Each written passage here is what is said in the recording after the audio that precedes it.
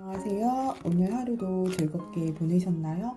오늘은 조금 피곤해서 제가 반차를 내고 왔어요. 몸이 좀 계속 피곤하더라고요. 근데 이제 저녁 먹고 책을 좀 읽어보려고 합니다. 법정 스님이 스스로 행복하라의 영혼의 모음이에요. 어린 왕자에게 보내는 편지. 어린 왕자. 지금 밖에는 가랑이 구르는 소리가 들린다. 창호에 번지는 오후의 햇살이 지극히 선하다. 이런 시각에 나는 티 없이 맑은 네 목소리를 듣는다. 구슬 같은 눈매를 본다. 하루에도 몇 번씩 해지는 광경을 바라보고 있을 그 눈매를 그린다. 그리고 이런 메아리가 들려온다. 나하고 친하자. 나는 외롭다. 나는 외롭다. 나는 외롭다. 나는 외롭다. 어린 왕자. 이제 너는 내게서 무연한 남이 아니다. 한 지붕 아래 사는 낯익은 식구다.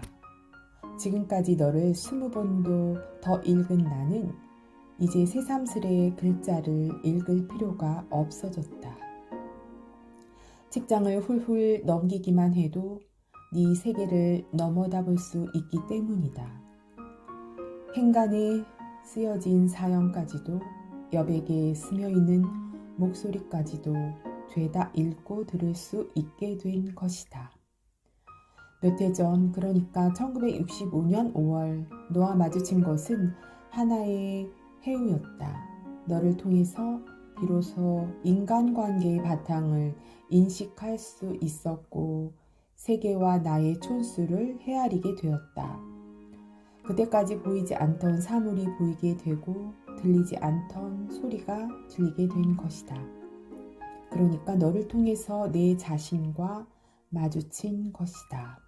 그때부터 나의 가난한 서가에는 너의 동료들이 하나둘 모여들기 시작했다. 그 애들은 메마른 나의 가지에 푸른 수액을 돌게 했다. 솔바람 소리처럼 무심한 세계로 나를 이끌었다. 그리고 내가 하는 일이 곧 나의 존재임을 투명하게 깨우쳐 주었다. 더러는 그저 괜히 창문을 열 때가 있다. 밤하늘을 쳐다보며 귀를 기울인다. 방울처럼 울려올 내 웃음소리를 듣기 위해 그리고 혼자서 웃음을 머금는다. 이런 나를 곁에서 이상히 여긴다면 네가 가르쳐준 대로 나는 이렇게 말하리라. 별들을 보고 있으면 난 언제든지 웃음이 나네. 어린 왕자, 너의 아저씨 생택지 베리는 이렇게 말하고 있더라. 어른들은 숫자를 좋아한다. 어른들에게 새로 사귄 동무 이야기를 하면 제일 중요한 것은 도무지 묻지 않는다. 그분들은 그 동무의 목소리가 어떠냐, 무슨 장난을 제일 좋아하느냐, 나비 같은 걸 채집하느냐, 이렇게 묻는 일은 절대로 없다. 나이가 몇이냐, 몸무게가 얼마나 나가느냐, 그의 아버지가 얼마나 버느냐, 이것이 그분들이 묻는 말이다. 그제야 그 동물을 아는 줄로 생각한다. 만약 어른들에게 창틀에는 제라늄이 피어있고 지붕에는 비둘기들이 놀고 있는 아름다운 붉은 벽돌집을 보았다 라고 말하면 그분들은 이 집이 어떻게 생겼는지 생각해내질 못한다. 1억 원짜리 집을 보았어? 라고 해야 한다. 그러면 거참 굉장하구나 하고 감탄한다. 지금 우리 둘레에서는 숫자 노름이 한창이다. 2차례 선거를 치르고 나더니 물가가 뛰어오르고 수출고가 예상보다 처지고 국민 소득이 어렵다는 등 그러니 잘 산다는 것은 눈에 보이는 숫자의 단위가 많을수록 좋다는 것이다. 따라서 다스리는 사람들은 이 숫자에 최대 관심을 쏟고 있다. 숫자가 늘어나면 으스대고 줄어들면 마구 화를 낸다. 말하자면 자기 목숨의 심지가 얼마쯤 남아있는지 무관심이면서 눈에 보이는 숫자에만 매달려 살고 있다. 그런데 이런 가시적인 숫자의 노름으로 해서 비가시적인 인간의 영역이 날로 위축되고 메말라간다는 데 문제가 있다. 똑같은 물을 마시는데도 소가 마시면 우유를 만들고 뱀이 마시면 독을 만든다는 비유가 있지만 숫자를 다루는 그 당사자의 인간적인 바탕이 문제다. 그런데 흔히 네로라 하는 어른들은 인간의 대지를 떠나 둥둥 겉돌면서도 그런 사실조차 모르고 있다. 어린 왕자, 너는 그런 사람을 가리켜 버섯이라고 했었지?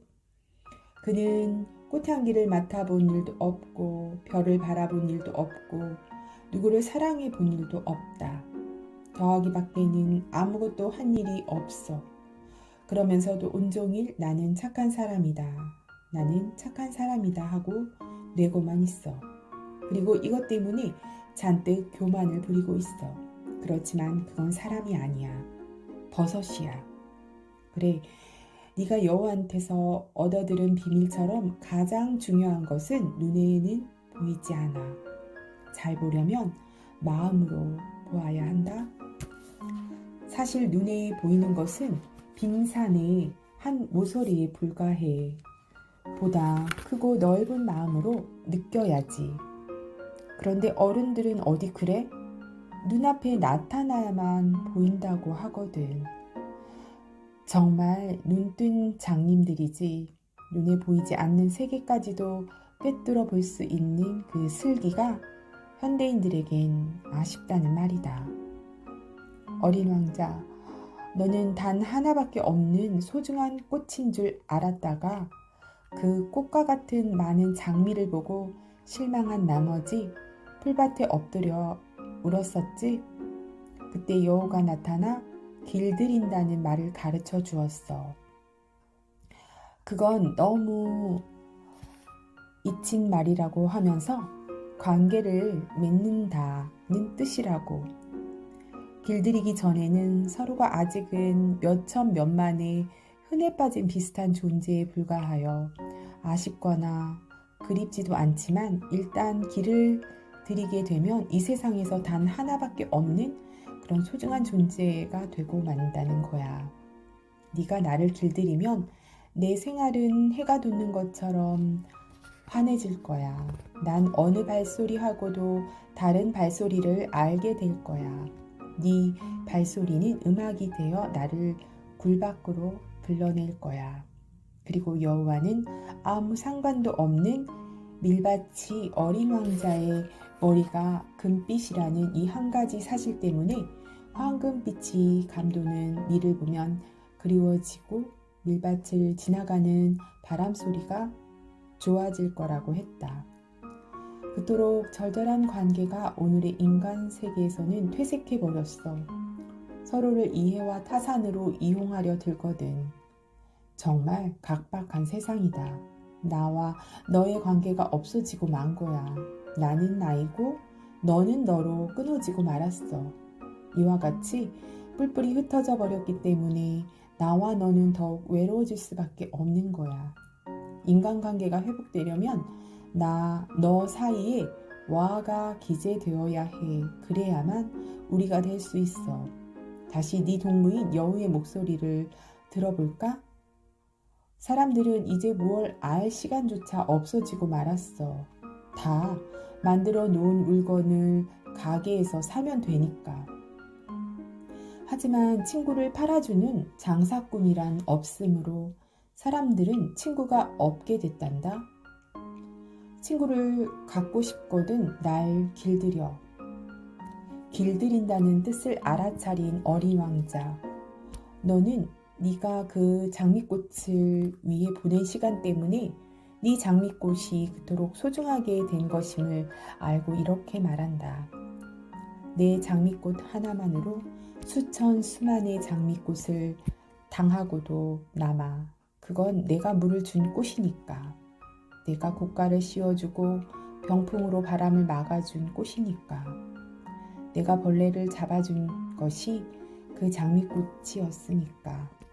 그리고 원망하는 소리나 자랑하는 말이나 혹은 점잖게 있는 것까지라도 다 들어준 것이 그 꽃이었으니까. 그건 내 장미꽃이니까. 그러면서 자기가 길들인 것에 대해서는 영원히 자기가 책임을 지게 되는 거라고 했다. 너는 네 장미꽃에 대해서 책임이 있어. 너는 이런 말도 했지. 사람들은 특급 열차를 집어 타지만 뭘 찾아가는지를 몰라. 그렇다. 현대인은 바쁘게 살고 있다. 시간에 쫓기고 일에 밀리고 돈에 추격당하면서 정신없이 산다. 어디서 와서 어디로 가는지도 모르면서 피로회복제를 마셔가며 그저 바쁘게만 뛰어다니려고 한다. 전혀 길들일 줄을 모른다. 그래서 한 정원에 몇천 그루의 꽃을 가꾸면서도 자기네들이 찾는 걸 거기서 얻어내지 못하고 있는 거다. 그것은 단 한 송이의 꽃이나 한 모금의 물에서도 얻을 수 있는 것인데 너는 또 이렇게 말했지. 그저 아이들만이 자기네들이 찾는 게 무언지를 알고 있어. 아이들은 헝겊으로 만든 인형 하나 때문에도 시간을 허비하고 그래서 그 인형이 아주 중요한 것이 돼버려. 그러니까 누가 그걸 뺐으면 우는 거야. 어린 왕자, 너는 죽음을 아무렇지 않게 생각하더구나. 이 육신을 묵은 허물로 비유하면서 죽음을 조금도 두려워하지 않더구나. 삶은 한 조각 구름이 일어나는 것이요 죽음은 한 조각 구름이 쓰러지는 것이라고 여기고 있더라. 그렇다. 이 우주의 근원을 넘나드는 사람에겐 죽음 같은 게 아무것도 아니야. 죽음도 삶의 한 과정이니까. 어린 왕자, 너의 실체는 그 묵은 허물 같은 것이 아닐 거야. 그건 낡은 옷이니까. 옷이 낡으면 새 옷으로 갈아입듯이 우리들의 육신도 그럴 거다. 그리고 네가 살던 별 나라로 돌아가려면 사실 그 몸뚱이를 가지고 가기에는 거추장스러울 거다. 그건 내버린 묵은 허물 같을 거야. 묵은 허물. 그건 슬프지 않아. 이봐 아저씨, 그건 아득할 거야. 나도 별들을 쳐다볼래. 모든 별들이 녹슨 도르래 달린 우물이 될 거야. 모든 별들이 내게 물을 마시게 해줄 거야. 어린 왕자, 이제는 너를 길들인 후 내 둘레 얽힌 이야기를 전하고 싶다. 어린 왕자라는 책을 처음으로 내게 소개해준 벗은 이 한 가지 사실만으로도 한평생 잊을 수 없는 고마운 벗이다. 너를 대할 때마다 거듭거듭 감사하지 않을 수 없다. 그 벗은 나에게 하나의 운명 같은 것을 만나게 해주었으니까. 지금까지 읽은 책도 적지 않지만 너에게서처럼 커다란 감동을 받은 책은 많지 않았다. 그렇기 때문에 네가 나한테는 단순한 책이 아니라 하나의 경전이라고 한데도 조금도 과장이 아닐 것 같다. 누가 나더러 지묵으로 된 한두 권의 책을 선택하라면 화엄경과 함께 선뜻 너를 고르겠다. 가까운 친지들에게 어린 왕자를 아마 30권도 넘게 사주었을 것이다.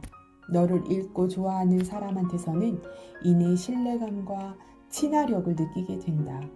설사 그가 처음 만난 사람이라 할지라도 너를 이해하고 좋아하는 사람이라면 그는 내 벗이 될 수 있어. 내가 아는 프랑스 신부 한 사람과 뉴질랜드 노처녀 하나는 너로 해서 가까워진 외국인이다.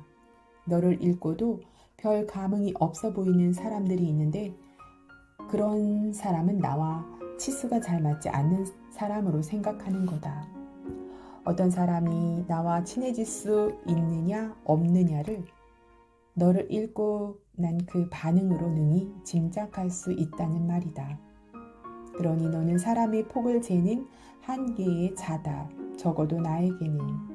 그리고 네 목소리를 들을 때 나는 누워서 들어. 그래야 네 목소리를 보다 생생하게 들을 수 있기 때문이야. 상상의 날개를 마음껏 펼치고 날아다닐 수 있는 거야. 네 목소리는 들을수록 새롭기만 해. 그건 영원한 영혼의 모음이야. 아, 이토록 네가 나를 흔들고 있는 까닭은 어디에 있는 것일까? 그건 네 영혼이 너무도 아름답고 착하고 조금은 슬프기 때문일 것이다. 사막이 아름다운 건 어디엔가 샘물이 고여 있어서 그렇듯이 네 소중한 장미와 고삐가 없는 양에게 안부를 전해다오. 너는 항시 나와 함께 있다. 안녕. 네, 법정스님께서도 어린 왕자를 무척 좋아하셨네요. 저도 어린 왕자를 참 좋아했었거든요. 정말 좀 반가웠어요. 네, 오늘 좀 피곤하고 그랬지만 조금 쉬니까 좀 괜찮은 것 같아요. 그래서 정말 읽으면서 너무 바쁘게 생활하고 있구나. 조금 여유를 가져보는 삶을 가꾸었으면 좋겠네요. 오늘도 감사드립니다.